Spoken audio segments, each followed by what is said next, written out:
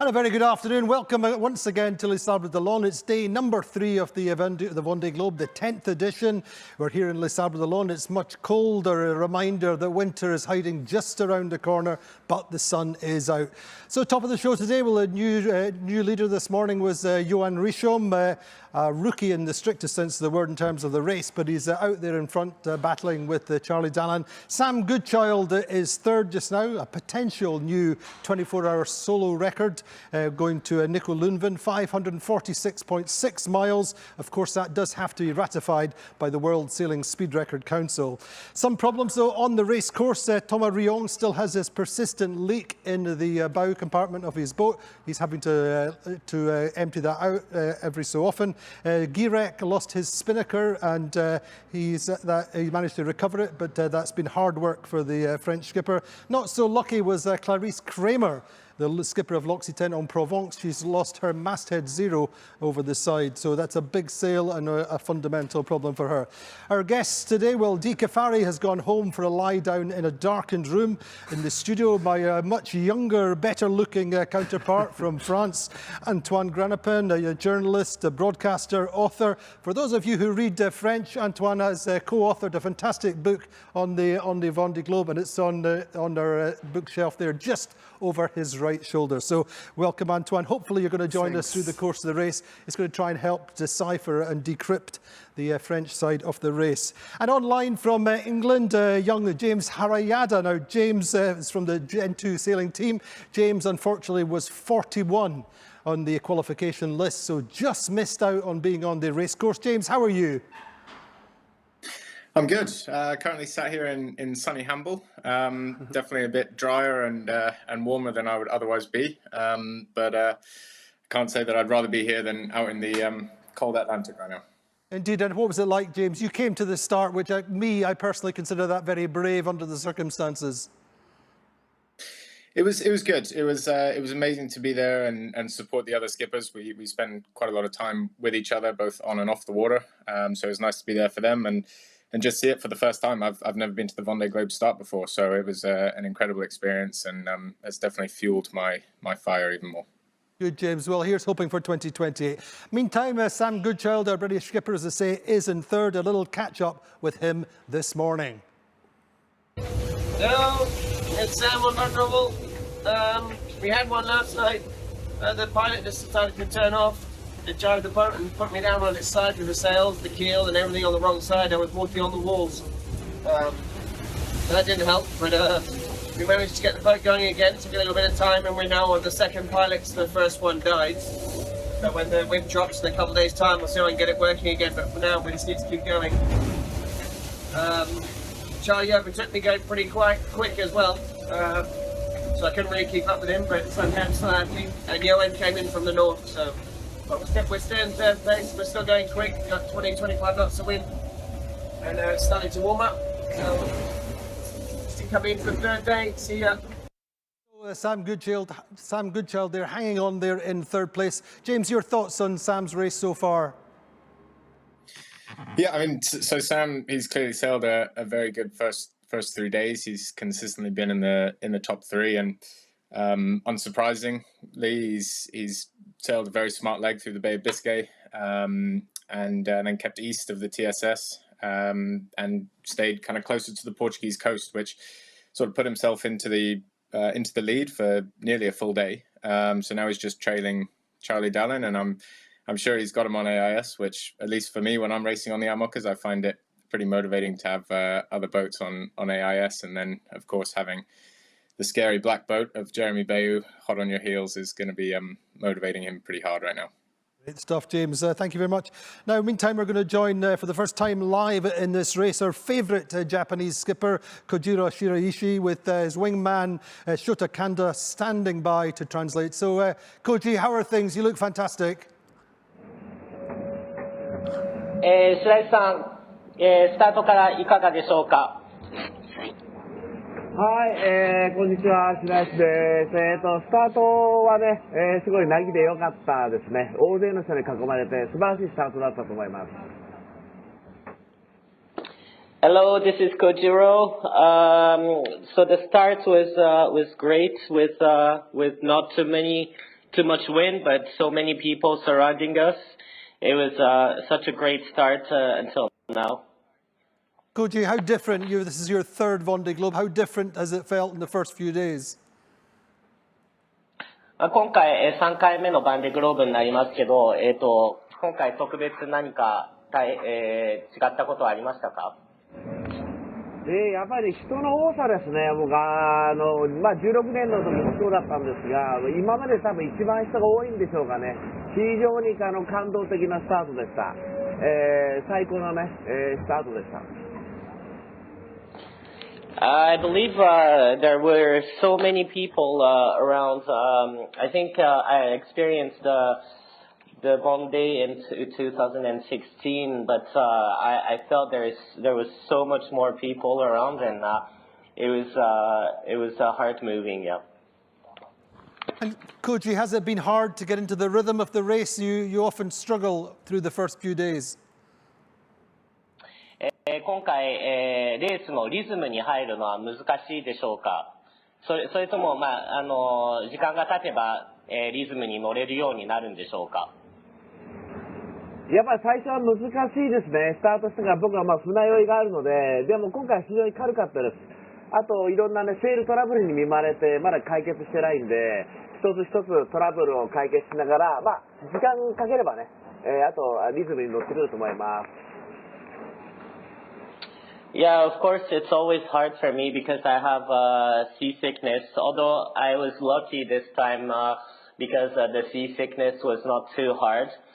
I have small troubles with furling lines and whatnot, but as soon as the weather calms down, I'll try to repair. And of course, the rhythm will get back in as we go on. Tell us about the build-up period with the DMG Morai. You had a lot of guests through Les Sables d'Olonne. ゲストが、3週間のビレッジですごく多く来たとお聞きしましたけど、どのぐらい来られたんでしょうか？ですね、なんと3週間で2000人、世界各国から来られました。すごい多かったですね。特に日本のお客様はね、レースも船もないので、4年に一度の大イベントなので、みんなに、ね、来てくれてよかったです。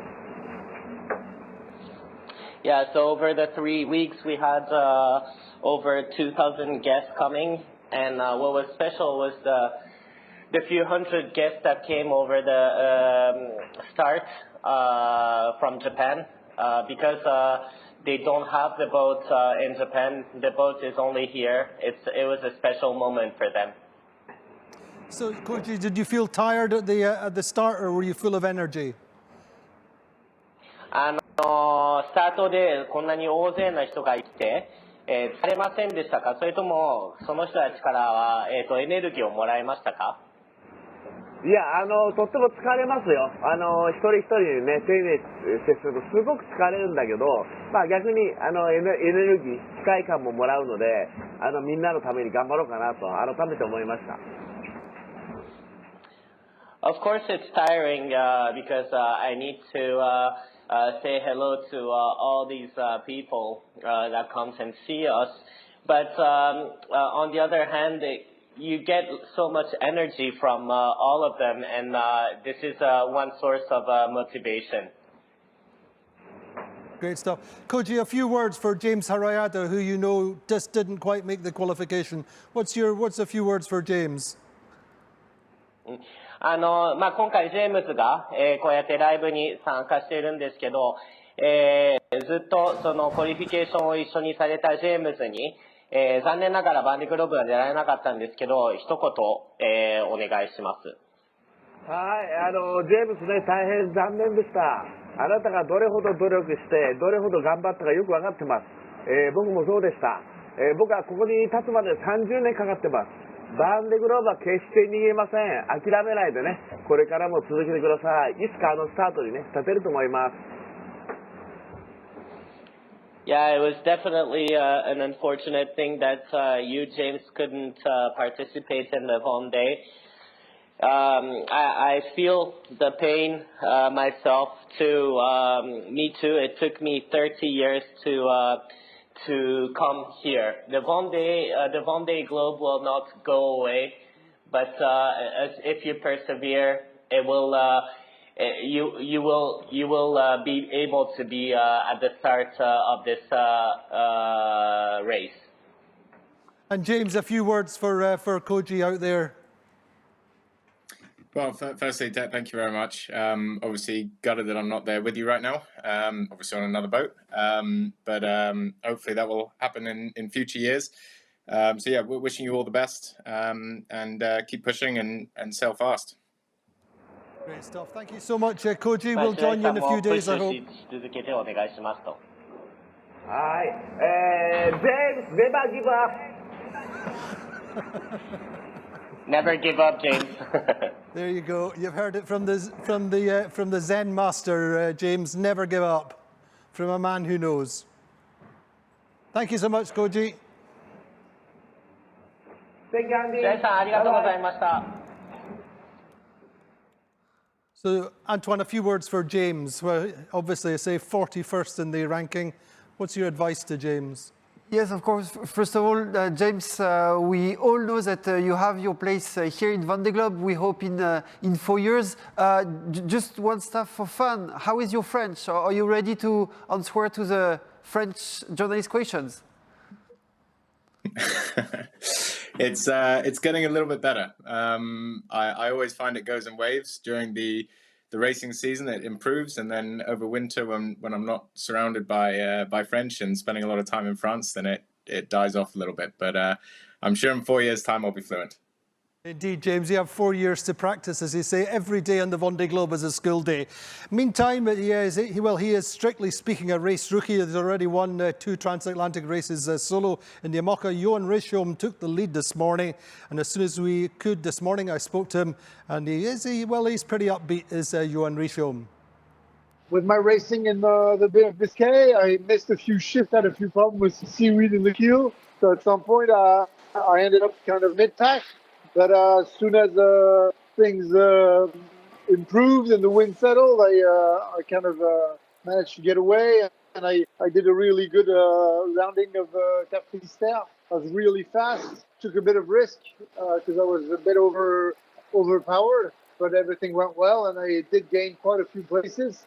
And since then, it's been quite nice because the boat's very nice downwind, obviously, as you know. And yeah, I've been quite fast, so it's good. And you're in the lead. That must be nice for a Vendée Globe rookie. Yeah, I wasn't expecting really to get into the lead. It was a bit of a surprise this morning. I thought Sam and Charlie would be ahead, but you know, I haven't really looked at the map yet. But it does, it does mean we're fast, so that's good. And as well, I think that everyone was tired after the first 3 days of intense racing, so we all had to go to sleep at one point. You know, I woke up and the pool was under that it's going to happen to everyone. And how are you mentally and physically then? You've had some sleep? Do you feel good? Yeah, I feel all right. Not fully rested, obviously, and I think I should eat some more and rest some more, but that's usual for the start of a race. It's always a bit like this, and I'm going to settle into the rhythm, you know, in the next few days. And Johan, does it feel very different being on the Vendée Globe, or are you just in your mind thinking it's a transatlantic, or what's your mindset? Well, a bit of both. I do know I'm doing the Vendée Globe, but the racing doesn't tell me that. It's too close and too intense. And what I'm thinking is that we may be pushing pretty hard, or we have been, because now it doesn't matter much. The wind is decreasing a bit. So we have been pushing pretty hard. So I hope we didn't make too many mistakes and damage the boat or anything. So that's our race leader just now, Johan Richomme and Paprec Arkea. So Antoine, tell us the situation with Max Sorel just now then. Yeah, we just know a few hours ago that he had a problem on his hook on the head of the mast. So that's not the first problem he has since the beginning. He decided to slow down and to go through the Iceland Madeira. He will arrive there in a few hours. The idea is just to take his time and repair. It's a bit too much for him since the beginning. It is. So he'll move into the lee of the island and get some protection and climb the mast, we believe. Yeah, and that will be the case for a few sailors, we thought. We think so. And Girek, a good friend of yours, he lost his kite overboard. Yeah, so it will be the same for Girek. He expected to be in Madère to repair. He had that problem with his speed. There is other sails who are concerned. So again, he will have to slow down and try to fix it. Now, Girek is a sailor hopefully we'll get to know in the English or the international side. Tell us a bit about him. You wrote a book about Girek. He's a real adventurer, isn't he? Yeah, of course. He's so famous in French for one reason. He make already the tour around the world. He were alone on his old boat and with little chicken with him. So he become really famous for that. He make it at 18 years old. He's now 30, and his dream was to make Vendée Globe, to make the tour around the world a bit more speeder than what he used to do before. But I mean, he's an adventurer at heart, but I mean, adventurers tend to be a little bit crazy, a little bit mad, but he seems very, very normal. Yeah, of course, crazy because he like to louse, he like every time to try to have fun when he's alone. He loves to be alone on his boat. And what is nice is, as you say, when there is problem, he's relaxed, he knows that can happen, and he knows that he will succeed to fix it. It's really impressive how smart he is for that. And meantime, Thomas Riong, you spoke to on the French vacations first thing this morning. Yeah. How's he? I mean, he has a problem, obviously. Yeah, for Thomas, we know since yesterday that he had a leak on the front of the boat. So the problem is that water arrives on it every morning, every time. He spent between 30 minutes each 2 hours to take it off, which is a big mission to start Vendée Globe. But he looks quite happy. I mean, he's taking it in his stride, isn't he? Yeah, that's what is so impressive with him, is that whatever he succeeds to keep the speed and to be not too far from Johan Richomme and Sam Goodchild. And remember, he had his big problem in the last race, so I suppose this is a small problem by comparison. Yeah, last Vendée Globe, it was one of his foil broke, and he spent the majority of the Vendée Globe like this, so he can succeed to overthrow it.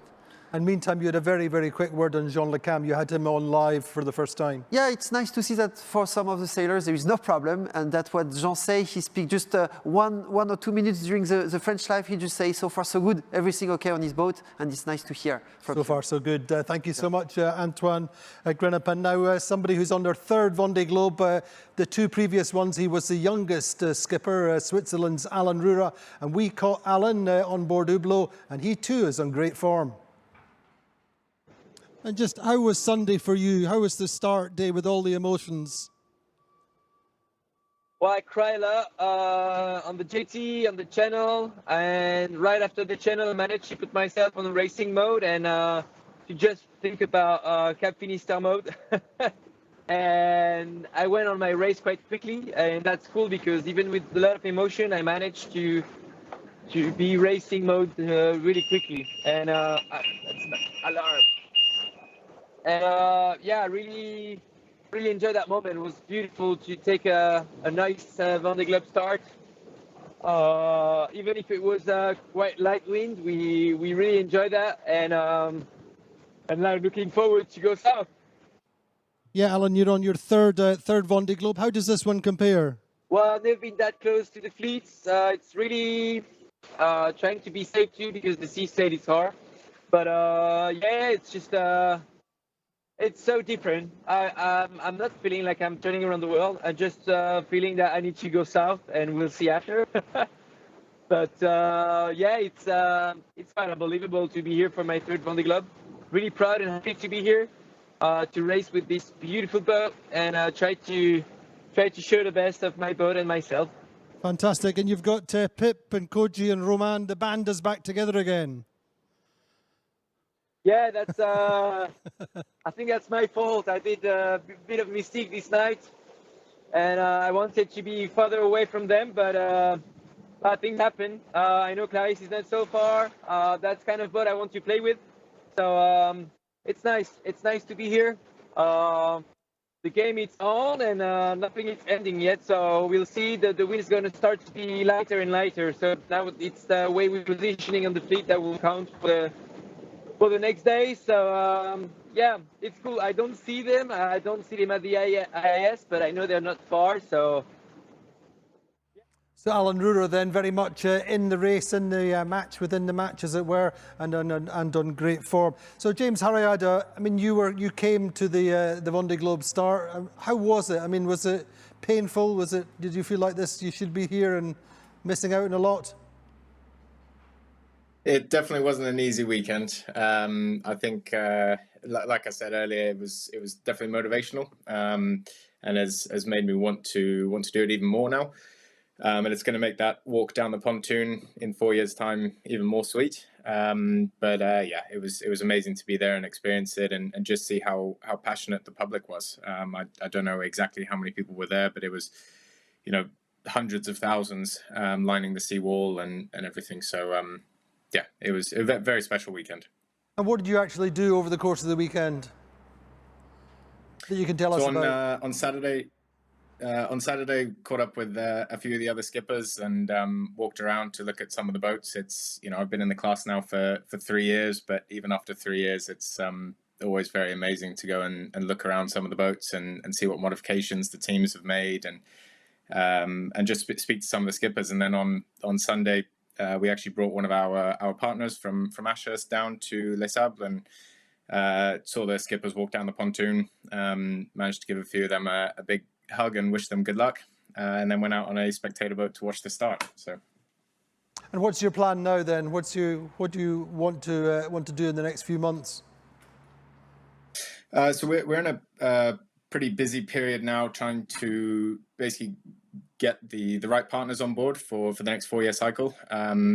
Our goal as a team hasn't changed. I still want to do the next Vendée Globe in a very competitive boat and try and get a good result. We've also added in the ocean race calendar, which is fantastic and really valuable to partners.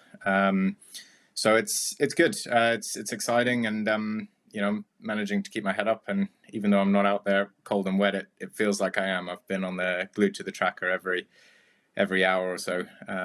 So yeah, big push now, and hopefully we'll be back on the water with the Flying Penguin in no time. So you're wanting to upgrade the boat, or do you want to? What's your plan in terms of boats? So at the moment we're looking to keep our existing boat next year. So do the Ocean Race Europe as a young team, and then sort of this time next year, early into the following, will be to upgrade into a slightly more modern boat. So newer generation, bigger foils, more powerful. And I think now with 3 years in the class, I've learned a huge amount about sailing in IMOCA and sailing by myself. And so I'd like to put that into practice on a faster boat, and try and be up at the pointy end of the fleet. I mean, I think the most frustrating thing from my point of view, to a certain extent, is that you sailed such good races. You never had any significant problems over all the races that you did. It's only the fact that you had the problem with the boat in the previous year. I mean, that must be very frustrating, or even more frustrating. Yeah, it is. We're as a team, and including myself, we're extremely happy with the results that we had and how the boat performed. I had an amazing boat captain and team around me to support with the boat, so we had very few technical issues while we were racing. And it's a shame that the qualification for this race didn't include results, because I think we definitely would have been on the start line. But yeah, like I said, it makes the fire stronger, and hopefully we can get even better results in the next 4 years. Indeed, James, the Vendée Globe needs young British guys like yourself. So here's hoping. You're not going anywhere, so hopefully you'll join us over the course of the future days, future weeks on this race. So thank you so much, James. So meantime, let's have a quick look at the rankings and the weather. This is Andy versus the touchscreen, day one. Let's start off by looking first of all at our little routing for the boats at the front, boats in the middle, and the boats at the back. And this is the situation just now. We see Nico Lundvin out there, out to the west. You can see that the fleet is generally still very much to the east of the rum line. So starting off, just looking at the situation just now, we see Nico comes down nicely, and you see them compressing up. This is Madeira here. We spoke with Johan Richomme this morning. He's saying he's being pulled into Madeira a little bit. breeze is staying at the back, or for the second half of the fleet, the breeze is staying in as these boats come down into lighter breeze. And you can see there's really not too much between Nico Lundvin and the leader, Johan Richomme, at the moment. So if we just run this through, you see there is, say, not too much between them, and this compression at the back. And this is the boats at the back are able to go further out to the west in the strong flow of this low pressure system, which is here. And again, the boats are staying out to the west of the Canaries. But these are the big weather questions for the leaders just now, how they get past Madeira.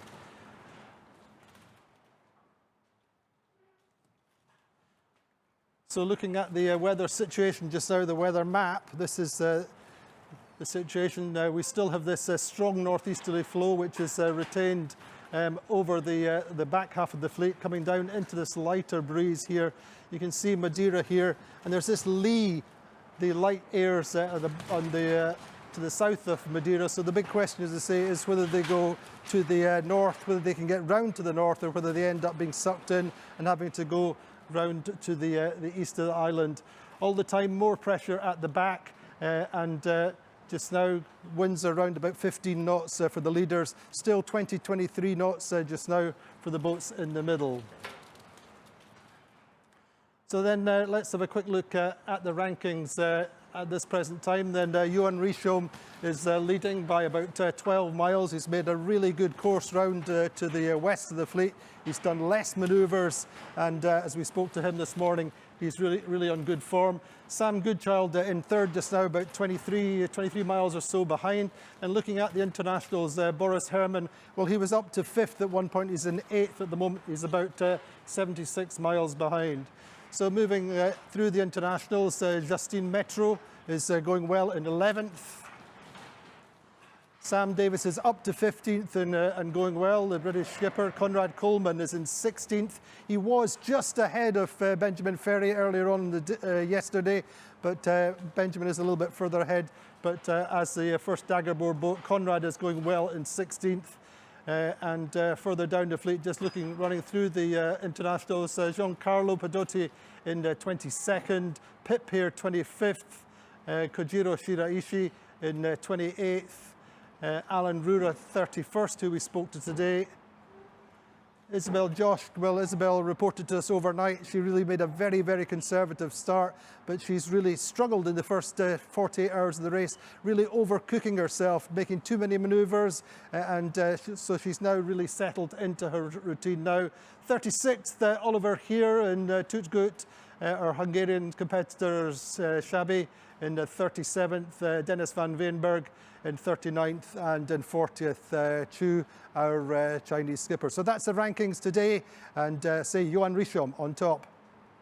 Do join us at 13:30 tomorrow with Alan Roberts. We'll see you then.